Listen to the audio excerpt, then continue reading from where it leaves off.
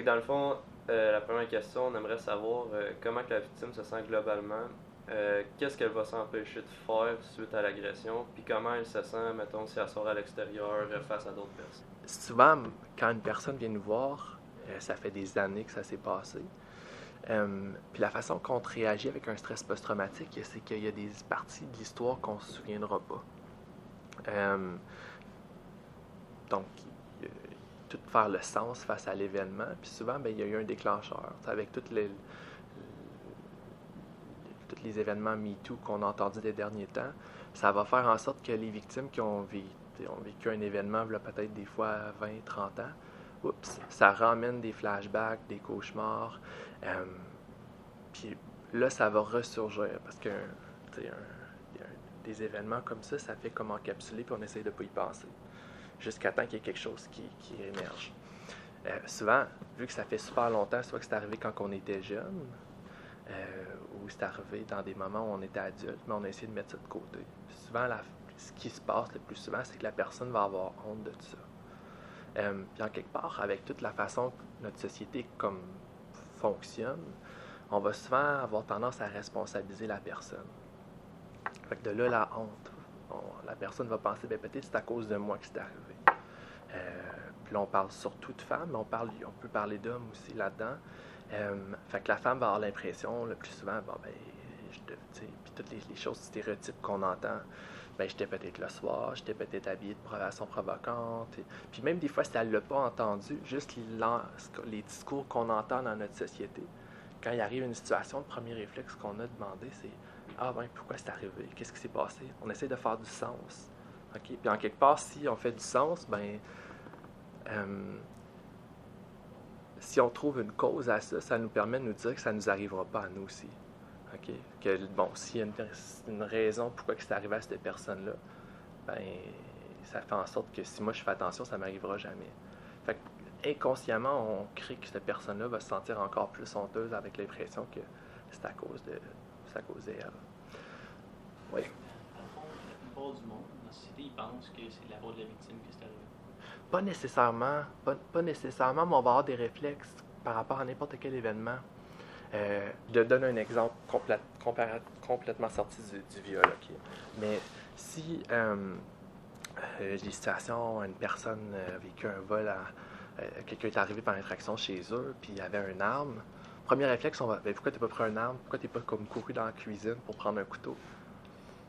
Fait qu'on essaie de faire du sens parce que là, on se dit, moi, j'aurais fait ça. Mais en faisant ça, moi, si je me dis que j'aurais fait ça, c'est une façon pour moi de me protéger puis de me dire, ça ne pourrait pas m'arriver à moi. Mais en faisant ça, on est en train de dire à la personne, t'as mal réagi. C'est inconsciemment de la façon de le faire.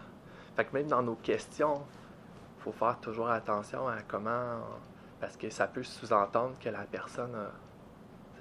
Puis dans la situation du viol, quand on est face à un événement avec une grosse intensité émotionnelle, on a 3 réactions d'habitude. Peut-être que vous l'avez déjà entendu. Soit qu'on fuit, soit qu'on attaque, ou soit qu'on fige. Puis figé, il y a 2 réactions. Soit qu'on tombe en figé, en hyperactivation, fait que là, je suis comme ça, puis je trompe. Ou on tombe en hypoactivation, ça veut dire que je feins la mort, je shut down. Fait que quand la personne tombe dans ces réactions-là, ce qu'elle va arriver à penser, c'est que je me suis pas débattu, j'ai pas... Puis les gens autour aussi vont demander ça, pourquoi t'as pas réagi? Fait que tu as pas dit que tu voulais pas, ou... Fait que là, ça vient toucher le consentement. Hein? Puis encore là, la personne va se sentir coupable, va avoir honte. Puis pendant une agression aussi, on a souvent l'impression que on pense pas beaucoup à qu'est-ce que c'est quoi les réactions du corps aussi là, parce que puis ça va avoir un impact aussi sur la victime. Si la victime a eu des réponses physiques, son corps l'a trahi pendant l'événement. Puis là, si le corps, il y a eu de la lubrification chez la femme, une érection chez l'homme, ça va mettre encore plus de poids chez la personne parce que je le voulais pas, je voulais pas être agressé, mais en même temps, mon corps m'a comme trahi. Fait que ça devient encore plus difficile à porter ça. C'est comme s'il y a une opposition dans la tête un peu qui se dit, je voulais pas, mais en même temps, j'ai rien dit. Puis là, mon corps, en plus, il a fait ça. Fait que ça rend super compliqué. Fait que c'est un peu les réactions qu'on peut avoir comment la personne peut se sentir coupable aussi, sentir responsable. Comme on a parlé des réactions, puis ça, on n'a pas trop de contrôle. Okay? Comme policier, on vous emmène beaucoup avec à avoir des interventions. Les militaires, on appelle ça des SOP. Je ne sais pas si c'est comme ça avec vous aussi. C'est comme des Standard Operation Practice. Je suis pas trop bon en anglais, okay? Mais c'est que on fait tellement quelque chose de façon... ça devient que vous n'avez même pas besoin d'y penser. Fait que ça évite que la personne fige pendant un événement. Okay? Mais quand tu es face à une personne, une victime, ou que comme personne, on n'est pas comme préparé à ça, ben à ce moment-là, si on fige, c'est là que comme on peut bien avoir pensé à aller prendre le couteau dans la cuisine, mais si mon corps m'a trahi puis j'ai figé, je vais juste être devant la victime, puis devant l'agresseur, puis je bougerai pas. Deuxième question, mais là on y a pas mal répondu à moitié, mais comment l'événement peut venir jouer dans sa tête pour finir par développer un problème mental comme le stress post-traumatique? Le stress post-traumatique, là, ce qui se passe au niveau du cerveau, là, c'est que je vais l'expliquer ça avant d'aller voir qu'est-ce qui se passe, puis c'est quoi comme exactement qui est en séance, admettons que je vais voir un patient ou un client, puis qu'est-ce qui se passe. Mais l'intensité est tellement forte. D'habitude, on arrive à avoir comme un souvenir de l'événement. Okay? Puis je donne souvent l'exemple, admettons que je pense à mon grand-père qui est décédé il y a des années. Okay? C'est comme je peux repenser à ça, je m'en vais dans ma mémoire à long terme, je peux m'en rappeler, avoir des bons souvenirs, des mauvais souvenirs, ou peut-être des souvenirs tristes parce qu'il est décédé. Bon, mais c'est pas là. Okay? Ce qui se passe avec le stress post-traumatique, c'est que je vais être confronté à un événement qui est tellement intense que mon cerveau, okay, puis il y a comme des structures dans le cerveau qui vont shut down. On ne la digère pas. Fait que ce qui se passe, c'est que tout le souvenir, les émotions, puis tous les sens vont être mis en mémoire à court terme. Okay? Ça veut dire que chaque chose qui va me refaire penser à ça dans la journée. Okay? Si j'ai un accident de voiture, je vais sentir du diesel, je vais retomber je vais avoir des flashs de l'accident qui va revenir. Okay? Fait que, à cause que c'est pas digéré, c'est mis en mémoire à court terme. Puis, aussitôt qu'il y a quelque chose, ça réactive le souvenir. C'est ce qu'on appelle les flashbacks. Mais le fait que ce n'est pas digéré, on essaie de le mettre dans une capsule pour ne pas y penser. Okay? Puis c'est ça aussi qui fait qu'un choc post-traumatique, ça ne se règle pas par lui-même. Ça, on va dire le temps fait bien les choses, mais ce n'est pas le cas pour le stress post-traumatique. Fait que moins que j'essaie d'y penser, moins que mon cerveau, je le ramène en mémoire, moins que j'ai la chance de digérer. Mais en même temps, comme c'était super intense, chaque fois que je le ramène dans mon cerveau, c'est trop intense, puis j'essaie de le repousser. Fait qu'on est comme constamment pris dans ça. Puis c'est là qu'il va y avoir des symptômes qu'on appelle des intrusions. Okay? Ça veut dire tout ce qui est comme flashback, cauchemar, traumatique, des flashs qui vont revenir, des cauchemars la nuit, en lien avec l'événement, avec ce que j'ai vécu. Des fois, ça n'a comme pas l'air trop lié, mais ça l'est quand même. Okay? Fait que des fois, j'ai des gens qui vont faire des cauchemars sur des animaux qui sont morts, des choses comme ça, mais en quelque part, ça revient chercher le thème d'un traumatisme. Okay? Je n'ai pas d'exemple directement à donner, mais j'ai l'impression d'être poursuivi par quelqu'un dans mon rêve constamment. C'est un cauchemar. J'ai peut-être vécu une agression sexuelle, c'est pas ça qui remonte. Mais en quelque part, il y a des thèmes qui reviennent, l'impuissance, des choses comme ça. Fait que c'est une façon que ça revient. Okay? Mais comme j'ai dit que la personne ne peut pas le digérer, le premier, qu'on appelle ça des intrusions, ce qui va se passer, c'est que la personne va tout faire pour ne pas y penser. Okay? Fait que là, on appelle ça de l'évitement. C'est les autres symptômes du stress post-traumatique. Fait que je vais soit éviter avoir tendance à m'isoler, à ne plus sortir de la maison, à vouloir aller dans des lieux qui me rappellent. T'sais, moi, j'ai des gens autant aussi loin que l'agresseur avait tel parfum, cette personne n'est plus capable pas en tout de comme, pouvoir aller à des endroits où ça sent cette odeur-là. Okay? Puis là, on parle de la vanille ou comme... Fait que ça peut venir large. Fait que je peux essayer d'éviter tout ce qui me rappelle l'événement. Puis ça va emmener aussi des problèmes au niveau des émotions. Surtout chez les gars, ça va être des problèmes de colère, d'agressivité. On est tout le temps réactif, fâché. Okay? Chez les femmes aussi, mais moins souvent,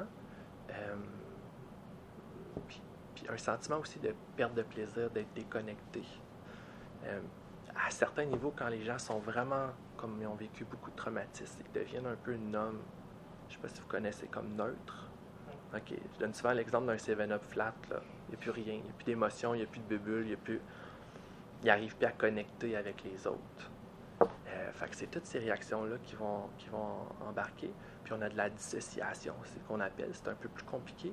Mais la personne va tomber déconnectée. Fait que soit qu'à certains moments, je tombe dans l'une, je vois plus. Je peine pas dans l'une, je pense à rien. Là. J'ai comme une absence pendant quelques minutes, 15-20 minutes. Okay. J'écoute la télé puis je me rends compte qu'il y a une autre émission qui est passée.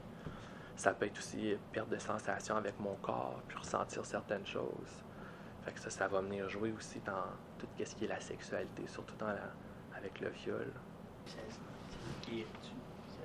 Oui. PTSD comment? Comme j'ai dit tantôt, c'est comme le cerveau, il a comme tombé en shutdown, il ne voulait pas le digérer. Fait qu'en thérapie, ce qu'on va faire, c'est qu'on va ramener les souvenirs. C'est là que c'est un peu douloureux. Parce qu'en même temps, on ramène les souvenirs de l'événement, puis on essaie que le cerveau le digère.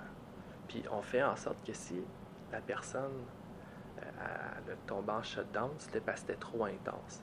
Fait qu'on essaie de trouver une façon, en séance, quand la personne se remémore les souvenirs, que ça soit tolérable, pour qu'on mette ça, comme je vous ai parlé tantôt de mon grand-père, là, que je mets en mémoire à long terme, parce que c'est digéré, mais c'est ce qu'on veut. Okay? Fait que ça sera jamais un événement qui va être le fun, qui va être plaisant à la personne, mais la personne va penser à ça, va être triste, mais elle n'a pas l'impression qu'elle le revit. Parce que c'est ça aussi le problème avec le traumatisme, c'est que c'est comme mis en mémoire, c'est une mémoire comme encore vivante. C'est comme si la personne a encore l'impression, même au niveau des sens, de le revivre. Fait que ça, c'est une des façons. Puis on a aussi on appelle ça le traitement par les mouvements oculaires. C'est l'IMDR. C'est qu'on va faire par la thérapie des mouvements oculaires. On va demander à la personne de regarder, de retourner dans les souvenirs, mais avec des mouvements oculaires. Puis là, c'est plus compliqué, là, mais on ramène de la même façon la personne, tous les souvenirs, puis on essaie que son cerveau le digère pour en faire comme un souvenir plus mis en mémoire à long terme. C'est plus biologique, là, ce que je parle. Là, mais... Dans le fond, tu essaies de te faire revivre, mais en petits morceaux pour qu'elle puisse l'apprendre mieux. C'est ça.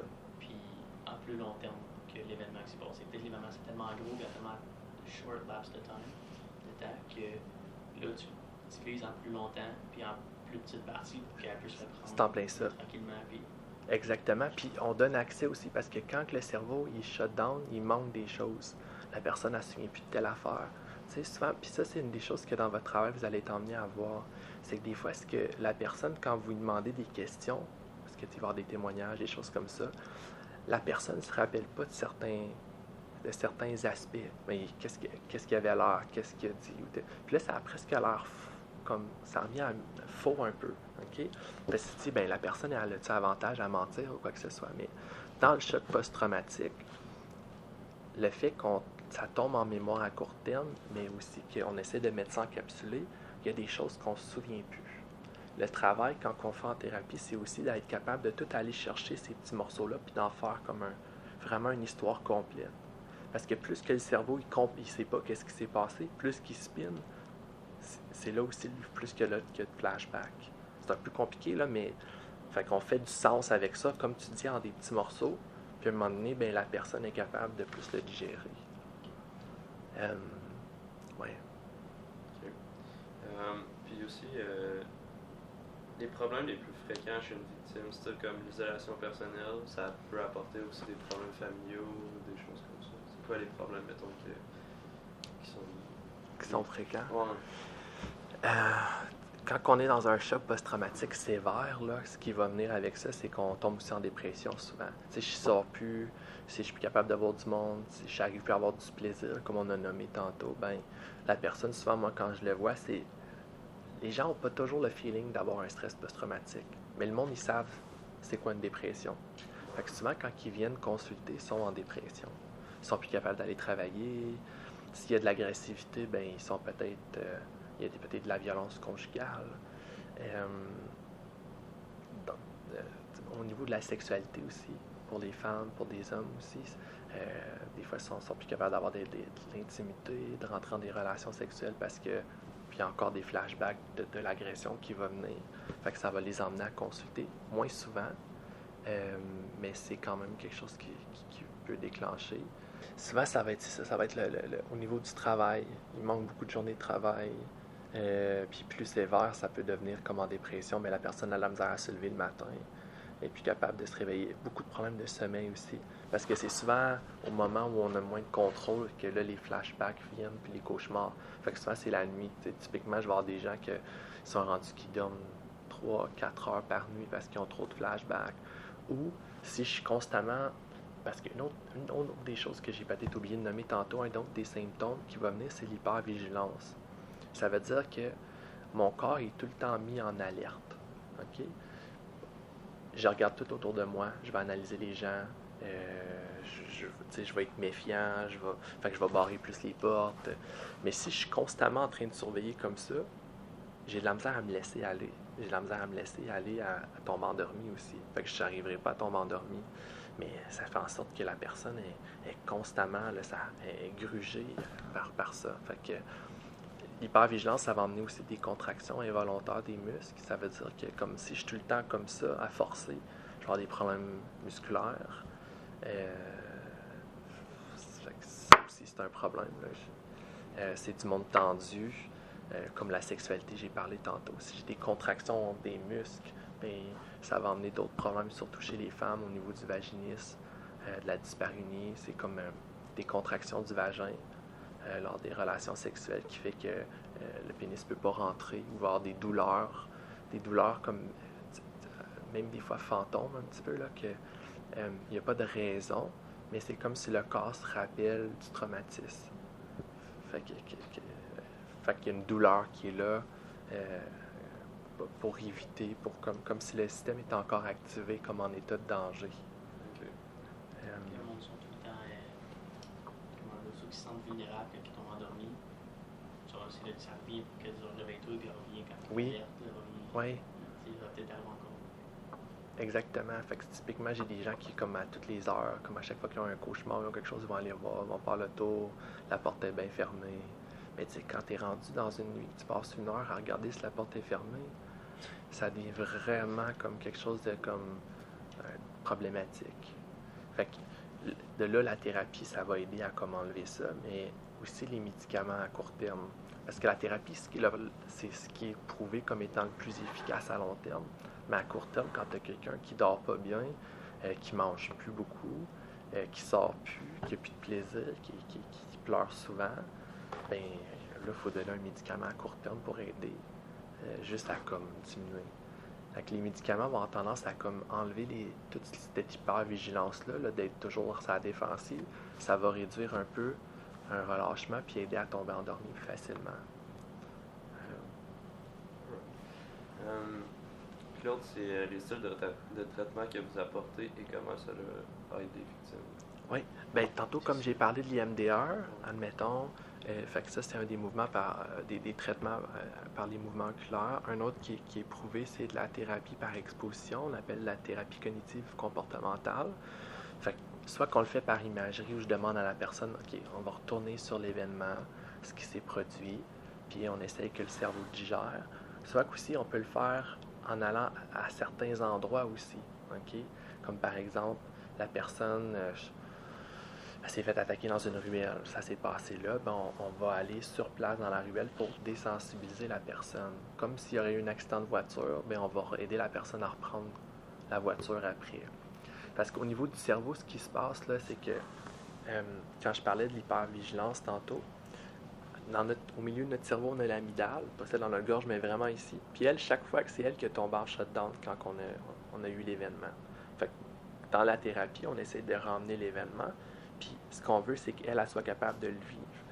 Ce qui se passe, c'est qu'il y a comme une courbe qui se fait au niveau de l'anxiété. OK?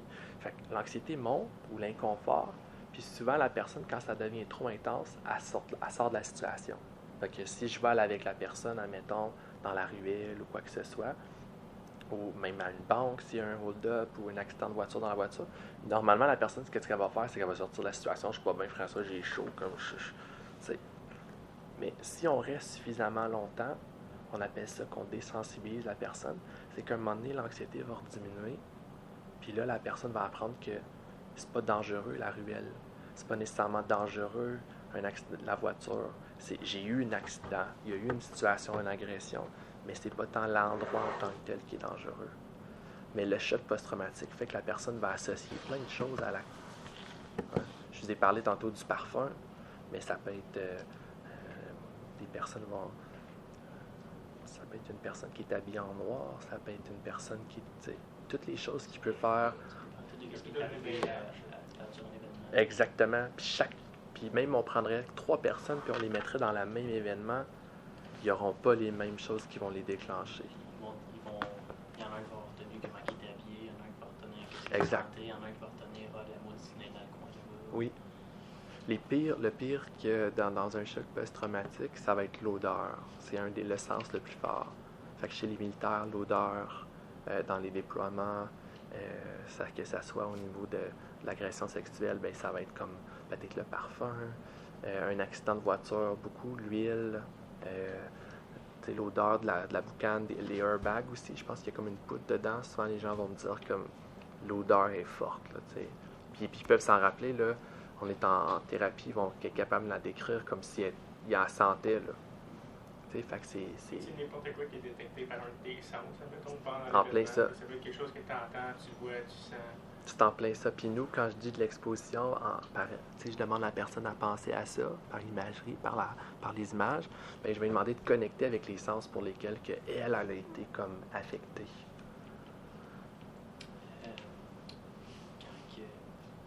Pour un viol, ça doit être extrêmement difficile pour la personne qui est agressée, soit la fille ou l'homme, de recommencer à être active sexuellement. C'est pas quelque chose que toi non plus tu peux le montrer, c'est quelque chose qu'elle va découvrir tout seul. C'est là que le partenaire ça va beaucoup aider. Parce que si tu es dans une relation qui moindrement tu as encore de la violence, puis tu as eu une agression, bien là, c'est sûr qu'on est en train de travailler sur être vulnérable, puis réapprendre à faire confiance, puis d'être dans une relation. Fait qu'on va travailler beaucoup comme est-ce que tu es dans une relation safe, sécuritaire. Puis comment tu veux que ton partenaire réagisse dans ce temps-là. S'il y a une agression, ça se peut comme qu'on parle des déclencheurs. Moi, je vais voir des femmes que ça va être quand ils se font toucher ses côtes. Quand ils commencent à me toucher, là, je suis pas bien. Là, OK. Mais là aussi, on a travaillé à comme, qu'est-ce que tu fais dans ce temps-là? Est-ce que tu lui dis? Comment tu lui verbalises ça? Puis ça peut emmener beaucoup de conflits conjugaux aussi, parce que si, admettons, chaque fois que son conjoint s'approche d'elle, puis elle réagit de cette façon-là, ben son conjoint, lui, il pense qu'elle n'est pas intéressée puis qu'elle l'aime pas, mais dans le fond, c'est pas ça pas tout le problème, là, c'est d'autres choses. Fait que c'est beaucoup la communication qu'il faut travailler, mais c'est vrai que ça va être vraiment cette partie-là qu'il va falloir qu'elle travaille. Puis il y a aussi des fois des physios qu'on peut aller voir qui sont spécialisés au niveau du plancher pelvien. Fait que ça va être vraiment au niveau de comme enlever les réflexes qui ont été faits pendant l'agression aussi.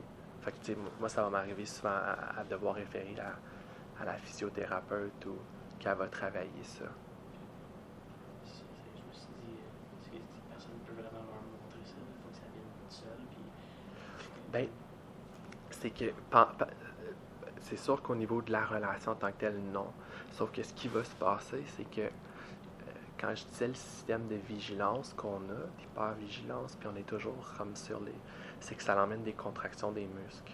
Fait que si à chaque fois que je suis stressé, puis là, aussitôt qu'on arrive proche de l'acte sexuel, là, puis de la pénétration, je suis super tendu, ça veut dire qu'au niveau du vagin, la paroi vaginale va se rapetisser.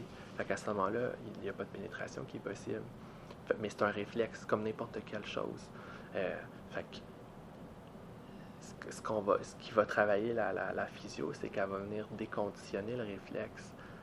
Puis là, ben, c'est sûr qu'on parle d'outils pour comme la pénétration, que ça soit comme ça ressemble à des dildos. Là, puis là, ça va vraiment comme aider à enlever le réflexe, parce que c'est comme si le choc post-traumatique, ça l'a emmené aussi au niveau des sensations physiques. On a dit l'odeur, tout ça, mais au niveau des sensations physiques, le corps a appris des réactions aussi. Ça ne tente plus de vivre. Non. Qu'une mal moment, tout ce qui fait très. Oui. Puis j'ai des personnes aussi même qui vont comme qui vont complètement, eux, si ça s'est passé jeune aussi, quand je parlais de la dissociation, ben ça va m'arriver d'entendre des femmes qui aujourd'hui ont ça aussi qui s'est développé, mais à cause de quand ils étaient jeunes, si l'agression s'est passée, c'est qu'on va comme tomber en shutdown où on ne ressentira pas la partie de notre corps. Fait que je ne sentirai pas mon vagin lors de la pénétration. Il n'y a aucune sensation physique. Mais ça veut dire que si je retombe dans un moment de stress puis une pénétration, ben ça se peut que je ne ressente plus rien pantoute. Fait il y a comme beaucoup de choses comme ça qui peuvent se passer.